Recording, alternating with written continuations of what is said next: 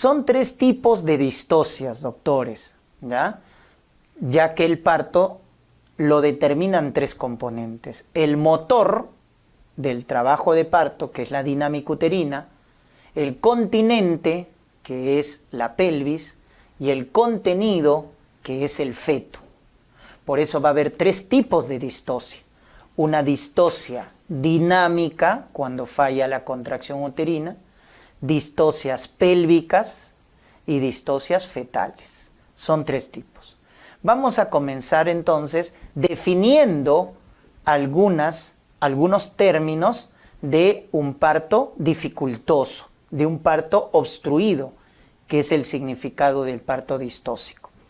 Tenemos la famosa fase latente prolongada, que es aquella que demora, la fase latente, ya lo hemos visto, demora más de 20 horas en nulípara o más de 14 horas en una nultípara. Acuérdense, 20-14, fase latente prolongada. La fase activa prolongada, 12-8, nulípara más de 12, multípara más de 8. O si quieres verlo en velocidad de dilatación, nulípara más de 1.2 centímetros por hora, o menos, sería acá, menos, ¿no es cierto?, su velocidad alterada, menos de 1.2 centímetros por hora y menos de 1.5 centímetros por hora. O según la Organización de la Salud, Mundial de la Salud, menos de 1 centímetro por hora. Esto hace en tiempos que en la nulípara dure más de 12 horas y en la multípara más de 8 horas. Entonces ahí tenemos la definición de fase latente y activa prolongada. Detención secundaria. ¿Cuándo decimos que un parto se ha detenido? La definición actual de parto detenido es cuando tenemos una dilatación más de 6 centímetros. ¿Se acuerdan de la definición de la Sociedad Americana de Ginecobstetricia, de la COG? Dilatación más de 6 centímetros, fase activa.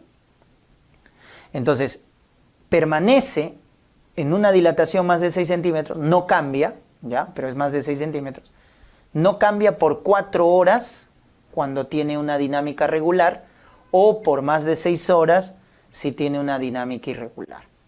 Entonces, a eso se define parto detenido según la Sociedad Americana de Ginecobstetricia. Cuando una dilatación no cambia y está más de 6 centímetros, no cambia por más de 4 horas si la contracción es regular o está más de 6 horas cuando la contracción es irregular. Pero de forma práctica, en la definición clásica, nos dicen 2 horas, ojo con eso, nos dicen, digamos, la definición clásica o la definición práctica es que cuando en una dilatación,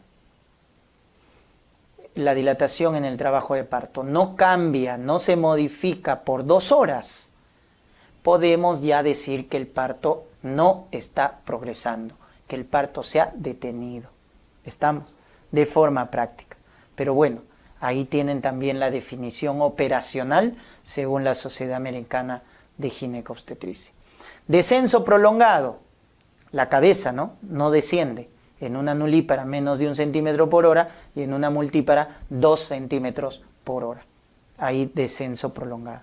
Expulsivo prolongado, Entonces, la salida del feto en una nulípara más de 2 horas y en una multípara más de 3 horas. Ahí hablamos del expulsivo prolongado. O el alumbramiento prolongado, espontáneo.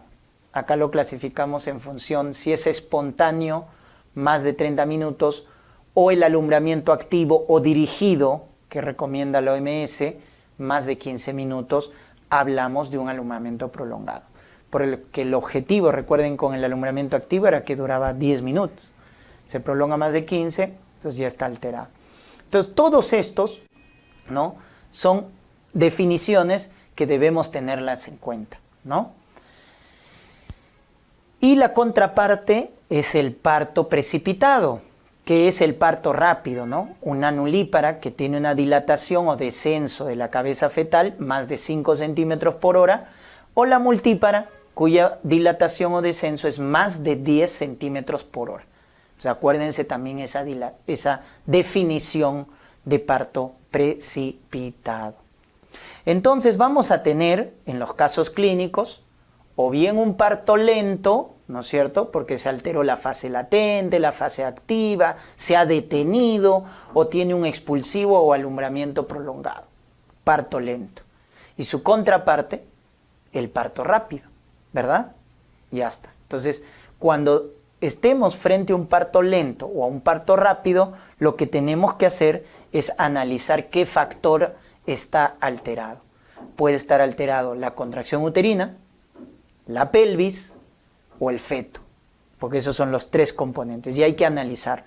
Cuando se altera la duración, cuando se complica el parto, hay que ver qué factor o qué factores están alterados.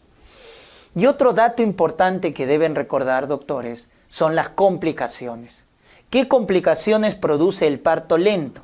Un parto lento, un parto prolongado, conlleva a varias complicaciones, como por ejemplo la deshidratación en la madre, deshidratación.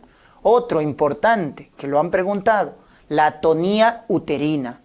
Conforme el parto se prolonga más, el útero en el posparto se va a cansar, se va a fatigar, por lo tanto va a ser atonía uterina y por lo tanto hemorragia posparto. Entonces recuerden que un parto prolongado se asocia a atonía uterina por fatiga. También el parto prolongado está asociado a infecciones, ¿correcto? A infecciones, mayor riesgo de endometritis, etc. Y también a hipoxia fetal. El parto prolongado, recuerden, va a asociarse a estado fetal no tranquilizador, es decir, sufrimiento fetal agudo, hipoxia en el feto, ¿no? Porque recuerden que cada vez que el útero se contrae, baja la perfusión útero-placentaria. Por el otro lado, un parto rápido también tiene complicaciones. Un parto rápido se va a asociar con distrés respiratorio en el recién nacido, que es la taquipnea transitoria del recién nacido. Recuerden que la cesárea o el parto precipitado son factores de riesgo para este distrés en neonatología, ¿no? Taquipnea transitoria del recién nacido, cuyo signo radiológico, acuérdense, es la cisuritis. También el parto rápido se va a asociar a trauma del canal del parto. ¿No? Porque al salir rápido va a producir desgarros, laceraciones cervicales, etc. ¿Ya? Entonces esas son las complicaciones que deben tener en cuenta.